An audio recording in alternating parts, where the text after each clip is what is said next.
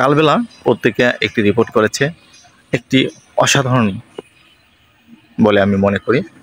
যেটি করেছে সেটি হলো যে জামাতে ইসলাম মির্জা ফখরুল ইসলাম আলমগীরকে ফোন করে জানিয়েছেন যে বর্তমান যে রাজনৈতিক প্রেক্ষাপট বা রাজনৈতিক যে বিভাজন বা কথাবার্তার যে উত্তাপ, এটা আসলে আলোচনার মাধ্যমে সমাধান করা সম্ভব বলে তারা মনে করেছেন।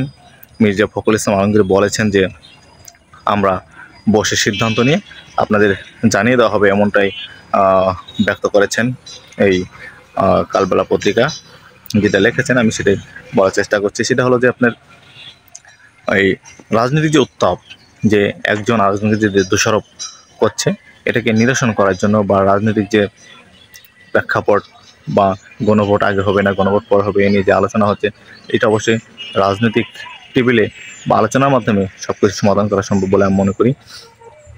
আলোচনা না হলে এটা সাধারণত মীমাংসা হবে না।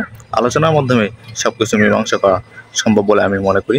তাই জামাতে ইসলামকে ধন্যবাদ যে মির্জা ফখরুল ইসলাম আলমগীরকে ফোন করে একটি রাজনৈতিক টেবিলে বসে আলোচনা মীমাংসা করার জন্য। মির্জা ফখরুল ইসলাম আলমগীরকে ধন্যবাদ বিএনপির পক্ষ থেকে যে তারা আলোচনায় বসতে রাজি হয়েছেন। এই মিলে সমস্ত কিছু ভালোই যাচ্ছে বা আলোচনা টেবিলে বসলে হয়তো একটি ভালো একটা সিদ্ধান্ত আসবে বলে আমি মনে করি। সকলকে ধন্যবাদ।